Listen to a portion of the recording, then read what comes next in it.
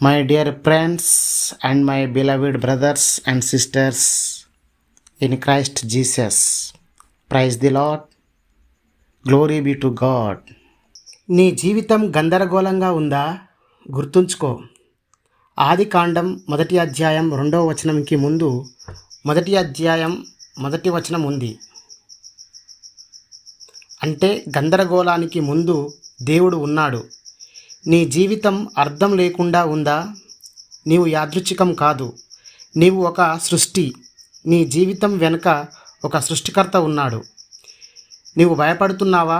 నీ జీవితాన్ని సృష్టించిన దేవుడు దాన్ని మధ్యలో వదిలిపెట్టడు. మనం ఏం తెలుసుకోవాలి? గందరగోళానికి ముందే దేవుడు ఉన్న సత్యం. మన జీవితం ప్రమాదం కాదు, ఉద్దేశ్యం. సృష్టికర్త ఉన్నప్పుడు భయానికి చోటు లేదని.